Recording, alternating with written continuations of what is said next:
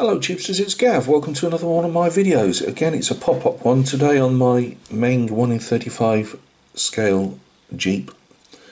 I can't remember if this is, they said this is it's just an MB military vehicle, so they obviously can't call it Jeep. So I'm not up enough to know if it's a Ford or a Willys Jeep, but it's good enough for what I need. Just thought I'd give you an update and just point out a couple of things that you might just want to watch out for, or what I think I'm doing right, and you might be able to say, yes Gav, I think that's a good idea, or not. This was last night's work. I put the bulkhead in. Whenever I put things like the steering column in, so you've got the pedals or whatever, I'm always wary because nothing ever goes in straight or whatever, and when I then come to add other things, it throws everything off. Ever since that FT17 tank, my main one, and 2 runs at it, I'm always extremely dubious about my skills to actually get anything to go in alignment. I did this last night, so you've got the horn. Is that a filter? I can't remember. That's the brake reservoir, I believe. I'm not going to do any wiring of this because the bonnet's going to be down, and although you'll see the engine, well, you won't actually see the engine, I don't think, because it's going to obviously going to have the radiator there.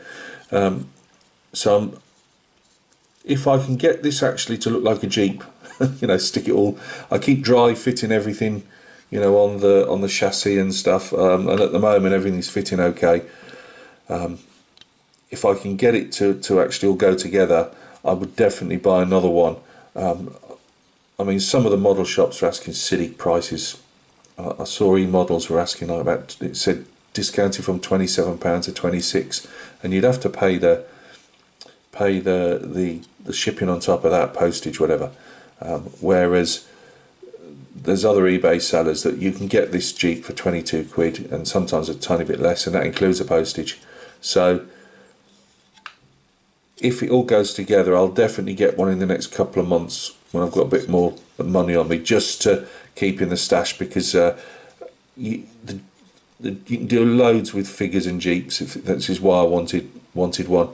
And they can get the Tamiya cheaper, and probably if you're just doing it like me, it's almost like a prop for figures or to tell a little story.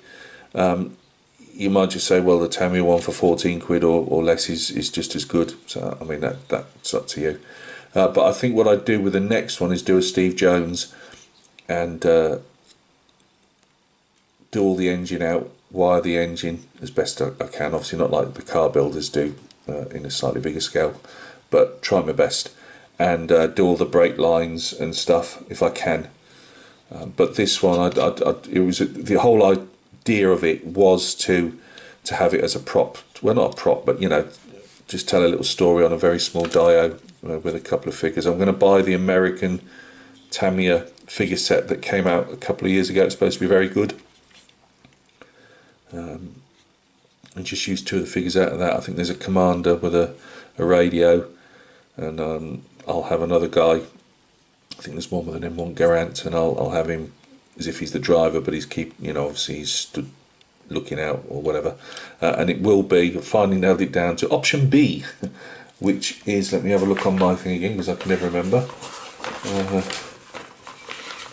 which is the two American versions, and it's the second one, and it's the 36th Cavalry Reconnaissance Regiment of the 9th Army, US Army, Northern France, 1944. Mainly because I wanted to do the British one, but I couldn't get any figures that I wanted more up-to-date Tamiya ones than they've got, and the poses that they've got. I couldn't afford resin ones, and eBay, whenever you go on looking for figures now, the amount of recasters that are selling recasted figures, that just angers me. Type of thing. Oh, they're not. And then you can see, and they always come without a box and without. Yeah, funny that. And a lot of them there's at least 2 blokes in the UK doing it, just recasting and recasting. Anyway, I digress. You know what I'm like with recasting. for profit. There still is the problem with this. Still is very deep ejector pin marks. As you can see, I've still got this. Obviously, I'll paint all the tubs separately. Hopefully, I'll get on to. No, I won't. I'll do that now. So, I can show you on here. Can you just see where I put the super glue in? Let me point there, and this one's more or less disappeared now because it's under here. But there's some very deep ejector pin marks. Those ones were flat, deep I should say, but they hadn't got any of the stick out bits that have broken off. The only thing I find as well with this kit so far, some of these sprue attachment points, they morph into the actual kit itself. So if I hadn't cut that off, I could have put that all the way through there and it wouldn't have been so much. I've got to fill that tonight with some super glue again, because I don't think I've looked. I don't think there's anything that's going to cover that up, but I'll check one last time. But yeah, there's that, and on the rear of the vehicle they need you to fill these in here and this one here. I mean, that's just got some dust from the sanding in, but there's 3 there and you need to fill 1 in, so those need to be filled. Although, don't listen to Gav, because you know what I'm like, but it should be filled. These guys on here are very deep, and they've also got that broken pieces off. I presume that's a starting handle there. So I filled it once with again talcum powder and CA glue, and then I did another one, and I had to fill the back of that in just to make it a bit better. Now that may well be covered over, but I just wanted to do a halfway decent job. So that's that. The chassis, where are those holes you need to fill? This Gav's done such good work, you can't find them. They're at either end somewhere. Oh, they're at this end somewhere. Oh, I can't see them. But so at this end, probably this side, there's a couple. Yeah, that one there. The CA glue is slightly translucent, but yeah, there you can see I've filled that with CA glue. Got to put that cross member on, so that's been stuck on. That was a couple of nights back. But everything fits quite, like a positive fit. I put a bit of extra glue in so that when I put that down, it would squirt out very slightly, and after sanding it almost looks like it's been welded on there. We've got a exhaust with like a skid plate on the bottom. I take it that's a skid plate, I don't know. I've drilled I need to put some glue in there just to clear it out, but I've drilled that because that's blanked off. It's usual seam lines down everything, but that's obviously mold technology. I haven't seen what's I take it something's going to cover that up. Made up the front here, because we've got the steering rack there, track rods. So we've got the track rod, and it just goes loosely under. I've managed to get those to actually swivel. Again, they're quite a nice fit. There's a very slight, on the axle itself near the diff, there's a slight gap there, and I'm not sure if I did a bit of plasticard. Yeah, I did. There's a tiny piece of plasticard that I've put in there. Again, it's up to you if you want to do that type of work. It's not going to be seen, is it? Especially if it's on a Dio. But I'm just trying to improve myself. Springs very nicely moulded. We've got the shackle plate there, and the shackle, the U shackles. Again, just watch the seam lines on the. This is a problem with blooming head problems. Every time I want to say stuff to you guys, I can't think of what I'm saying. Anyway, you know what they were. Engine is put together. Obviously this has all got to be attached further on. There was a gap that was a bit wedge shaped here, which I put some plasticard in. That could have been down to me and my sanding skills. The dyno, I think it's the dynamo here. Dynamo, it's off at a bit of an angle because it's only on the sprue. It's off loose, I believe, if I remember rightly. So, but with that hole there, I take it that's going to be held in, and that'll go straight. I decided to put all this on because they tell me this is gloss black. I'm only going on what they're telling me out this. I'm not. It's going to be covered up, so I'm not overly fussed if somebody tells me, oh well, they weren't actually gloss black. But I mean, you can tell me, but I'm just saying it's stopping gloss black. So gloss black engine, and then I'll go over it because obviously they say the rubber band, the fan. Yeah, see, you know what I mean. This bit here anyway is rubber, and it'll be a matte black. But basically, it's a whole. Oh, and this up here somewhere there's a different colour as well, which I'll just brush paint on because it's only tiny. So that can all be done in one go, which is good. Now, I'll show you this. I won't go. I've done the rear diff and everything as well, but we'll go back to the front. They want me to attach these. There's like little points, and I'm not even going to try it because I can't know which way and I can't see out my eyes properly. But you know, obviously they want me to attach these now, but I just think that's going to be, with my skills, a wrong way to go. So what I'm going to actually do, I dry fitted. You know, that should be that side, shouldn't it? No, that's the rear, you fool, because the bumpettes on the back. The bumpettes are already moulded. I'm not sure front. Yeah, anyway, but whichever way that goes, up, down, whatever. They want me to fit it on. Sorry, they want me to fit it all. There's the springs and the shock absorbers. That was the word I was after. Those things that stick down, they're shock absorbers. They want me to stick those on and then attach it to the chassis. Well, I'm wondering if it's not best for me to attach this to the chassis, because I tried it and I can fit the springs on in their little, because obviously we've got the rubbers there. I reckon if I fit those on, again I'm doing this all cack-handed, but if I fit those on and then fit the axle separately, I think that might be a better way to go.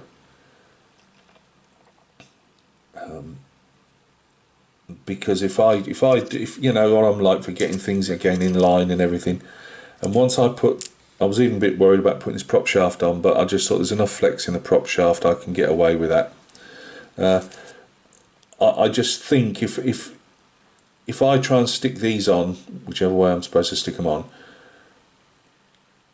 and these are slightly out, I'm not going to get these to fit in the chassis properly.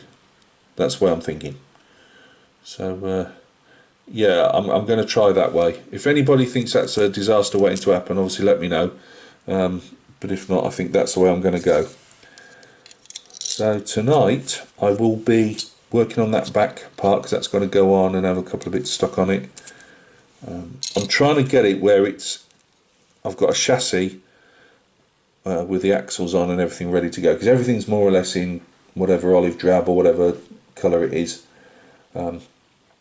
I'll put a bit of chrome on the swivel housings, because I would have thought they'd have been chrome. I've replaced a few swivel housings in my time on my Land Rovers, and they're always chrome. So I don't know if these had, my old Land Rovers used to have a leather boot that you used to put over to try and protect the swivel housings, but yeah, I'll paint the swivel housings just to say I've done it, because I know it's there.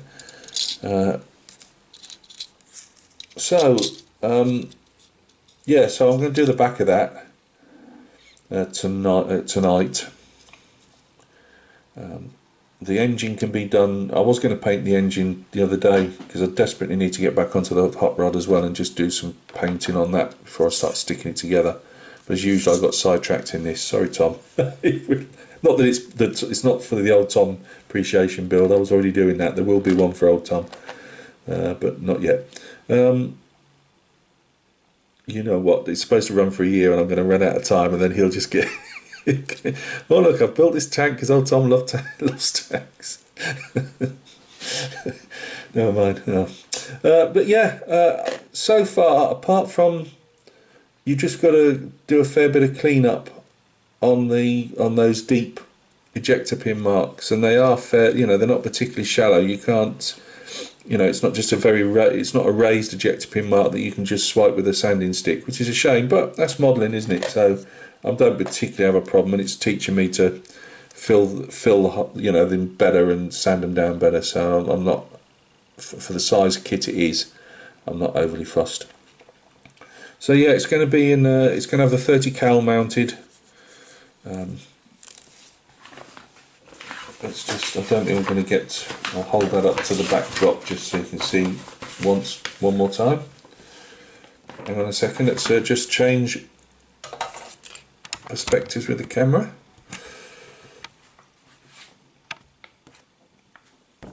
Right. So hell, heaven or home, it says. So with the 30 cal on, I'm going to mount. I'm not sure if this has got it or not. It doesn't look like it has. Oh, it has on that one there. I'm going to do the bar on the front, the angle, which you can see better there. For again, if you're not really into the period, enemies, ever since I imagine they did it with cavalry as well, but they'll put a piece of wire across, obviously try and take the heads off whoever's driving. So quite often you'll see a piece of angle. The rear workshops have put on to help protect the crew of whatever vehicle. Sometimes you'll see them obviously on APCs up on the turrets and stuff, because it's a cheap way of a piece of wire, a telephone wire, a piece of rope. It's not going to cost much just to run across a road, is it, and take out some poor bugger on his vehicle. So yeah, as you can see, everything is well, I suppose it's olive drab. Apart from a bit of the tool stowage and stuff. Obviously the exhaust I'll put as like a rusty colour. Undecided yet if I put. They give you the odd spare ammo can. I've got Tamiya 30 cal. I just haven't. But I'm not sure if I've got any of the. I like to do the ammo cans properly. And if they've got any type of writing on them. But it's again, I was watching a lot of the guys. I was watching Lukash over at Cold Demons PL. You probably all know that guy. And Heathrow. I mean, I presume a lot's given to him by the guys that he's building models for. I've no idea. But what I'm just saying is it's okay saying, oh well, I'll just have a brass this and resin that, and before you realise it, your model's costing £20 model, because I got this really cheap at the time. It was about £19-20. That's why I got it. £20 model, and you're suddenly paying an extra 30-40 quid on extras, if that makes sense. So I'll probably keep it fairly low. As I say, I will be spending out on the figures and using a couple of them. They're about £12 for a box. So yeah, there we go. So I would have liked to have done the British one. Again, not apart from weapon fit and everything, there's not much difference, because they literally, I think they changed. I was watching a documentary on them, and they changed a couple of things on the British Jeeps, but not a huge. And some got changed very slightly more than others. And I'm talking about the bog standard Jeep, not all the fancy fitting, machine guns and flamethrowers and all that. Because you can get a flamethrower version of this as well. But I quite like almost bog standard vehicles, because everybody likes to do the tanks and that, and I quite like the different lorries or trucks, Jeeps, that type of thing. I've always loved the Dodge weapons carrier. if I could have had a show vehicle, yeah, everywhere. I'd love a Jeep, but I'd have loved a Dodge weapons carrier. But oh well, them days have passed now. No chance now. So we build me one in 35. Well, guys, I'm rambling. I always do. It's what I do. Thank you for stopping by and taking a look. I will have a 40mm Napoleon. Yeah, we've finally got some Napoleonics for the guys that do like to watch the painted Napoleonics. Got a Napoleonic video coming up, only a single figure, and showing you the next 40mm one to be done. But I'm just going to start painting the base of him today and give him some varnish tomorrow. So at some stage tomorrow, which will be Friday, wouldn't it? Yeah. So Friday or Saturday should be a video on him. So look after yourselves. Thanks for stopping by, and we'll catch each other very soon on another video.